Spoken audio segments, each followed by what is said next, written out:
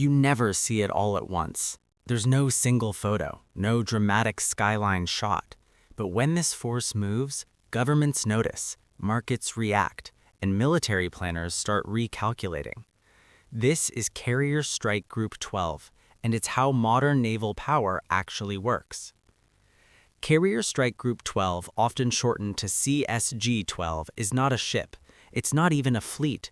It's a system, a military force more powerful than most countries' entire air forces, moving through the ocean at 30 knots, 20 warships, 90 aircraft, 6,000 sailors, and at the center of it all, the most lethal floating weapon ever built. At its center sits a nuclear-powered aircraft carrier, usually based on the U.S. East Coast. Right now, that ship is the USS Gerald R. Ford, the most advanced and expensive warship ever constructed. But CSG-12's history spans decades, and it's commanded carriers from the Forrestal to the Enterprise to the Nimitz class. The strike group designation stays consistent even as the ships rotate through deployment cycles, maintenance periods, and modernization programs. Surrounding the carrier are guided missile destroyers, sometimes cruisers, a fast attack submarine operating unseen beneath the surface, and logistics ships extending its reach across oceans. Together, they form a self-contained mobile power projection network. Think of it like this. If the aircraft carrier is the brain, the strike group is the nervous system. Sensors, weapons, aircraft, satellites, and humans, all feeding information into one coordinated machine. Before we go further, would you want this system protecting your country? Here's how the system actually works. At the center of Carrier Strike Group 12 is the aircraft carrier itself, the most visible and symbolically powerful element of the group. The carrier functions as a mobile airbase, carrying a full air wing that includes fighter jets, electronic warfare aircraft, early warning planes, and helicopters. These aircraft give the strike group reach far beyond the horizon, allowing it to see, strike, and influence events hundreds of kilometers away without relying on land-based runways. But the carrier never operates alone. Then come the destroyers, usually 2 to 4 Arleigh Burke-class ships. These are multi-mission platforms designed for anti-air warfare, anti-submarine warfare, and surface combat. Surrounding the carrier are guided missile destroyers, typically Arleigh Burke-class ships, which form the strike group's primary defensive shield. They carry their own Aegis systems, their own vertical launch cells, and advanced sonar systems that can detect submarines lurking in the depths. These destroyers extend radar coverage outward, track aircraft and missiles, and provide layered air and missile defense using advanced interceptor systems. Some of these destroyers are equipped with ballistic missile defense capabilities, meaning they can shoot down enemy missiles arcing through space, adding another layer of protection. They carry missile defense systems designed to intercept aircraft and ballistic missiles in flight. They also conduct anti-submarine warfare using sonar and helicopters to hunt threats beneath the surface, and can strike land targets with long-range cruise missiles when required. In some configurations, cruisers are also present, traditionally providing enhanced command and control capabilities. Cruisers are optimized to manage large volumes of sensor data and coordinate defensive and offensive actions across the entire group. While the U.S. Navy is transitioning away from older cruiser classes, their functional role, battle management and air defense coordination, remains essential and is increasingly distributed among advanced destroyers and command systems. Typically, CSG-12 includes 1 or 2 Ticonderoga-class guided missile cruisers. These ships bristle with vertical launch systems carrying up to 122 missiles, Tomahawks for striking land targets hundreds of miles away, Standard missiles for shooting down aircraft and incoming threats, and anti-submarine rockets. The cruisers also carry the Aegis combat system, one of the most sophisticated air defense networks ever created, capable of tracking hundreds of targets simultaneously and coordinating the defensive response across the entire strike group. Frigate-class ships, where assigned, add another layer of flexibility. These vessels specialize in escort duties, maritime security, and anti-submarine operations, particularly in contested or congested waters. Frigates allow higher-value ships to focus on core missions while maintaining a wide defensive perimeter, especially during transit through choke points or coastal regions. Operating invisibly beneath the strike group is a fast attack submarine. This is the group's stealthiest component and often its most strategically decisive. The submarine scouts ahead, tracks adversary submarines and surface ships, and provides early warning without revealing the strike group's position. In a conflict scenario, it can strike first, shaping the battle space before the carrier's presence is even detected. Below the surface, at least one attack submarine shadows the strike group.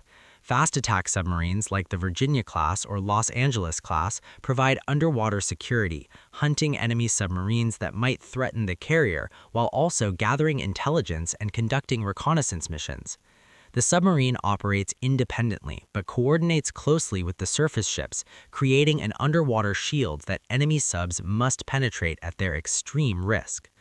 Submarines provide stealth, tracking enemy vessels without being detected and quietly shaping the battle space long before any conflict becomes visible.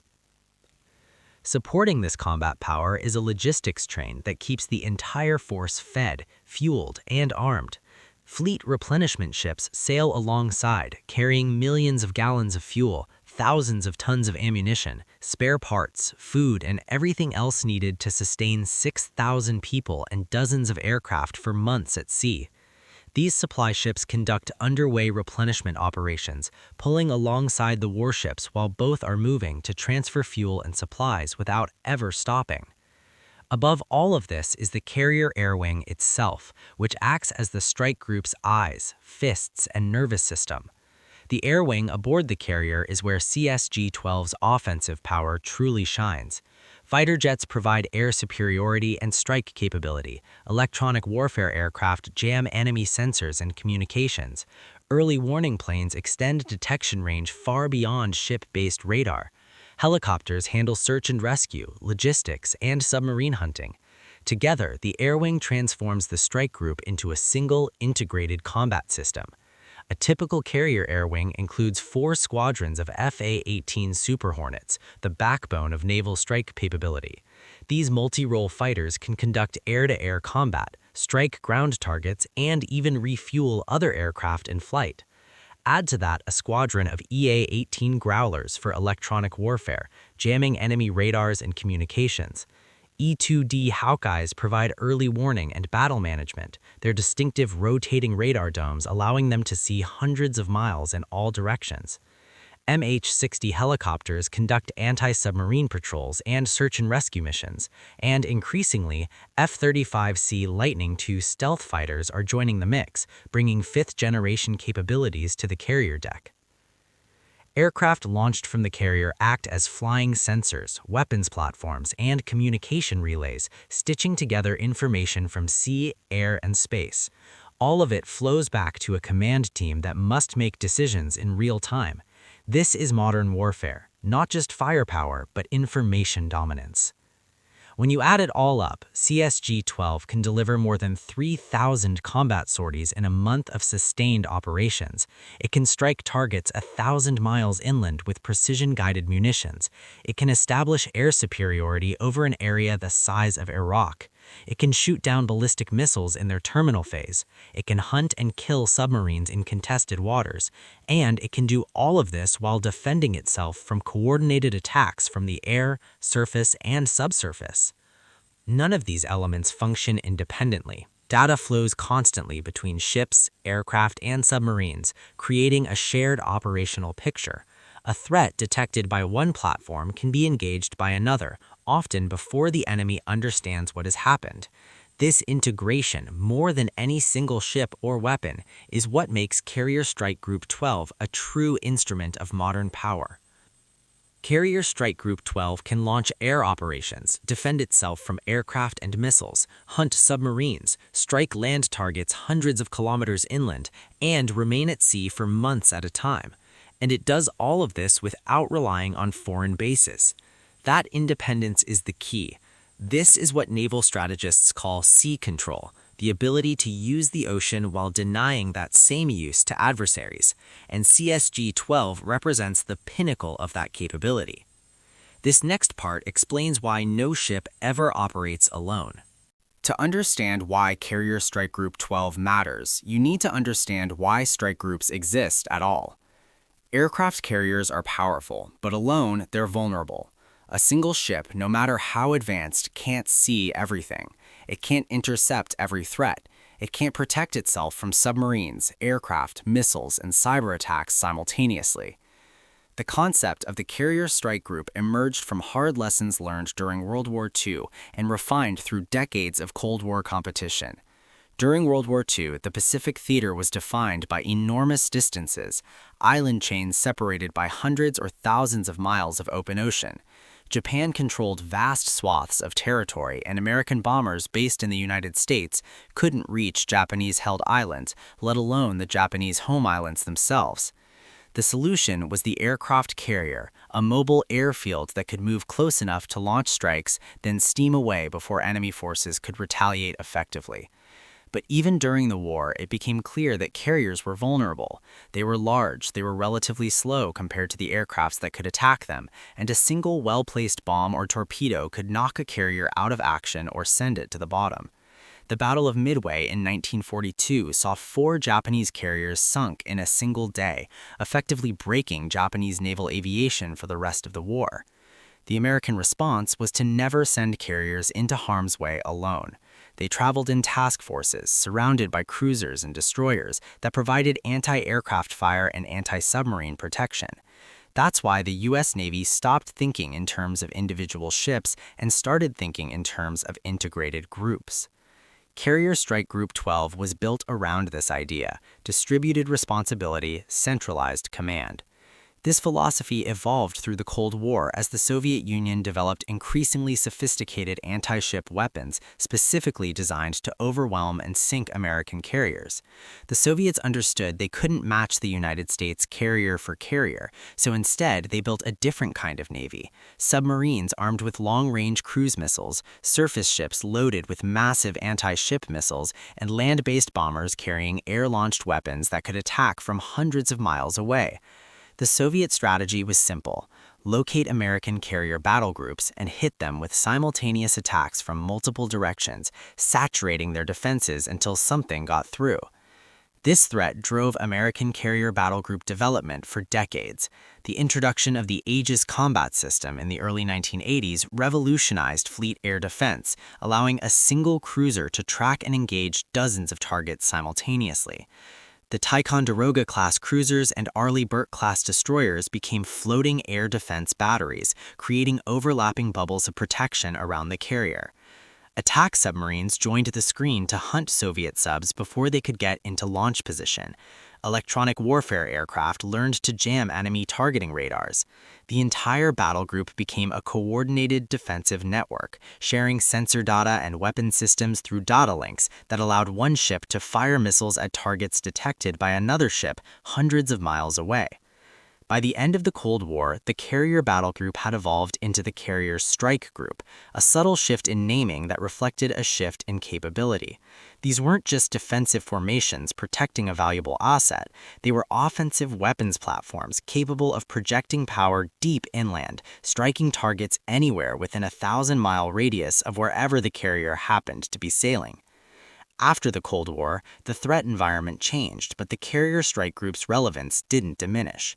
Regional conflicts in the Middle East, the Balkans, and elsewhere required American military intervention far from home. Carrier strike groups provided the solution: mobile, flexible, powerful, and requiring no host nation permission to operate in international waters. Pause for a second. Do you think power today comes from weapons or information? Carrier Strike Group 12 is typically associated with the Atlantic theater, but its reach is global. It operates across the North Atlantic, the Mediterranean, the Arctic approaches, and, when required, beyond Europe into the Middle East and Indo-Pacific. That flexibility makes it a strategic tool, not just a military one.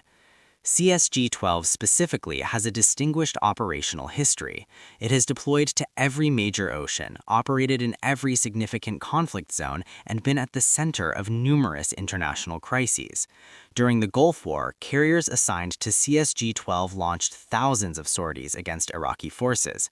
In the aftermath of 9/11, CSG-12 assets were among the first American forces to strike Taliban and al-Qaeda targets in Afghanistan. During operations against ISIS, strikes from CSG-12 carriers helped Syrian and Iraqi forces reclaim territory. But combat operations are actually a small fraction of what carrier strike groups do. Most of the time, they're engaged in what the Navy calls presence operations. This means simply being somewhere, visible and powerful, as a reminder to allies and adversaries alike that American military force can arrive quickly when needed. When CSG-12 enters a region, it sends layered messages. To allies, you are not alone. To adversaries, we are already here. To diplomats, you have leverage. And crucially, it does this without escalation by default. A carrier strike group can loiter, it can wait, it can show presence without firing a shot. That ability to apply pressure without immediate violence is why carrier strike groups remain central to global strategy. They are not just instruments of war, they are instruments of choice. When North Korea conducts missile tests, a carrier strike group sails to the waters east of the Korean peninsula. When tensions rise in the Taiwan Strait, carriers transit the region. When Iran threatens to close the Strait of Hormuz, through which 20% of the world's oil passes, carrier strike groups take up stations in the Persian Gulf and Arabian Sea.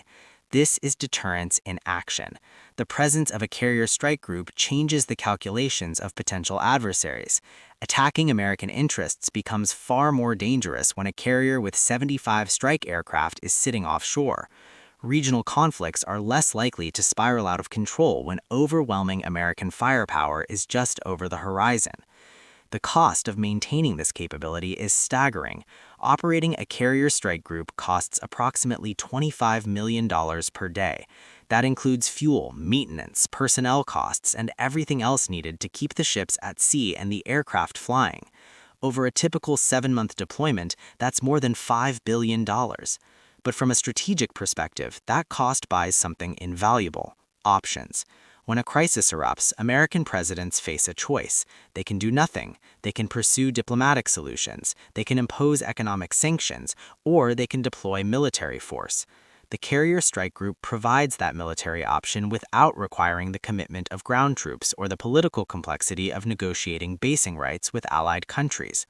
As President Bill Clinton once said when pointing to a carrier on a map, when word of crisis breaks out in Washington, it's no accident that the first question that comes to everyone's lips is, where's the nearest carrier? If you like understanding how systems actually work, you're in the right place. From a distance, a strike group looks calm, almost slow, but internally it's operating at extraordinary speed. Life inside a carrier strike group reveals the human dimension behind all this military hardware. 6,000 sailors across multiple ships operating as a single coordinated force while often separated by miles of ocean. The coordination required is extraordinary. Every morning begins with a strike group-wide conference call where commanders from each ship review the day's operations. The carrier's admiral, who commands the entire strike group, reviews intelligence reports, weather forecasts, and mission requirements. Destroyer captains report on their sectors of responsibility. The submarine commander, speaking from somewhere beneath the waves, updates the admiral on underwater contacts and potential threats. Radar systems sweep the sky continuously. Sonar arrays listen to the ocean. Aircraft launch, refuel, land, rearm, and relaunch in tightly choreographed cycles. The carrier's flight deck operates on a rhythm all its own. Launch and recovery cycles run around the clock during flight operations.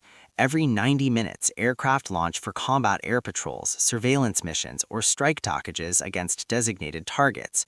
As those aircraft return, the deck crew has just minutes to refuel and rearm them before the next launch cycle begins. Meanwhile, the cruisers and destroyers maintain their defensive screen, their positions carefully calculated to maximize radar coverage and weapons range. They operate in a zone defense, with each ship responsible for a specific sector. If a threat appears, the ship with the best firing solution engages, but all ships in the strike group are ready to support with their own weapons systems if needed. Every ship in CSG-12 shares data in near real time. Targets detected by one platform can be engaged by another, sometimes without the shooter ever seeing the target directly. This is called distributed lethality. The idea is simple. Don't concentrate all your power in one place. Spread it across the group. That way, even if one element is degraded, the system keeps functioning. It's resilience by design. The Aegis system ties this all together. Developed in the 1970s and continuously upgraded ever since, Aegis can track and engage more than 100 targets simultaneously. It uses powerful phased array radars that can shift their beam electronically without moving, allowing them to track targets in multiple directions simultaneously. When a threat is detected, whether it's an aircraft, a cruise missile, or even a ballistic missile in some cases, Aegis calculates the optimal firing solution. Standard missiles launch from vertical cells, accelerating to several times the speed of sound as they climb toward their target. Terminal guidance systems take over in the final seconds, maneuvering to intercept the threat and destroy it through kinetic impact. This defensive capability was proven in real-world conditions when Houthi rebels in Yemen began launching anti-ship missiles at commercial and military vessels transiting the Red Sea and Gulf of Aden. Destroyers from various carrier strike groups successfully intercepted dozens of these missiles, demonstrating that the billions spent on missile defense systems weren't theoretical, but genuinely capable of protecting ships under fire. Technology gets the headlines, but people make CSG-12 work. Thousands of sailors operate across multiple ships, each with specialized roles: pilots, engineers, radar operators, weapons technicians, intelligence analysts, command staff. They train together long before deployment, practicing scenarios ranging from humanitarian assistance to full-scale combat operations. What makes strike groups effective isn't just hardware, it's procedural trust. Every sailor needs to know that when a signal goes out, it will be understood instantly. No confusion, no hesitation. In high-tempo operations, seconds matter. The logistics of keeping a strike group supplied are mind-boggling. The carrier alone burns through hundreds of thousands of gallons of jet fuel during high-tempo flight operations. The escorts consume fuel oil at prodigious rates. Every few days, the strike group must rendezvous with supply ships to conduct underway replenishment. This is a carefully choreographed ballet. The supply ship and the receiving warship steam on parallel courses just 150 feet apart. Fuel hoses are shot across the gap using line-throwing guns. Pallets of supplies are transferred using high-tension cables and winches. All of this happens while both ships maintain precise speed and course, because any deviation could cause a collision or snap the fuel lines, spilling thousands of gallons of fuel into the ocean. Carrier Strike Group 12 doesn't operate in a vacuum. Modern oceans are increasingly contested. Long-range anti-ship missiles threaten surface vessels. Advanced submarines operate more quietly than ever. Satellites track ship movements globally. This means strike groups must constantly adapt. Instead of operating as a single visible mass, modern doctrine emphasizes maneuver, dispersion, and deception. CSG-12 may spread its ships across vast distances while remaining digitally connected. It may alter flight patterns, emissions, and operating tempos to reduce detectability. The goal is not just survival, but uncertainty. If an adversary can't be sure where the strike group is, they can't plan around it. Critics often ask a simple question: aren't carrier strike groups too expensive? They are costly. They require constant maintenance, training, and logistics. But the counter question is more important: what replaces them? No other system offers the same combination of mobility, endurance, flexibility, escalation control, and political signaling. Land bases require permission. Missiles fire once. Aircraft need runways. Carrier strike groups move, wait, and adapt. That's why CSG-12 remains relevant, even as warfare evolves. From a geopolitical standpoint, the existence of CSG-12 and its sister strike groups fundamentally shapes international relations.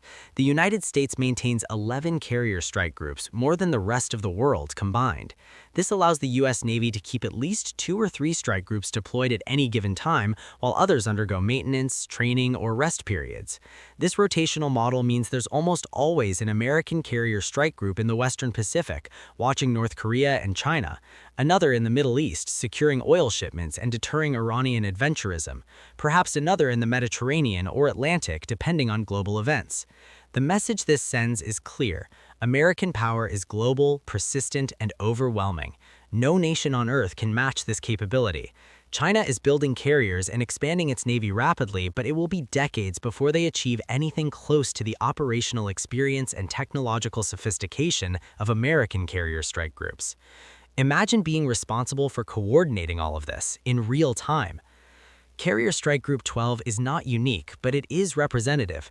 It shows how modern power is no longer about singular weapons, but interconnected systems. It demonstrates how strategy, technology, logistics, and human decision-making intersect in real time. And it reveals something deeper. Power today is about presence, not just destruction. The ability to arrive early, to stay long, to shape outcomes before crises explode. That is what Carrier Strike Group 12 provides.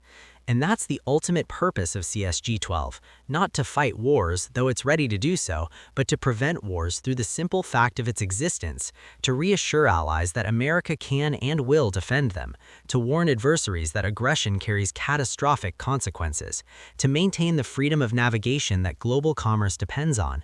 It's a $13 billion insurance policy against chaos, and in a world of rising tensions and regional flashpoints, that might be the best investment America makes. You may never see it all at once, but when it moves, the world adjusts. And that's one good fact.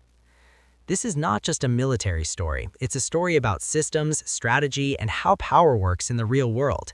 If you want to understand the world beyond headlines, stay with one good fact.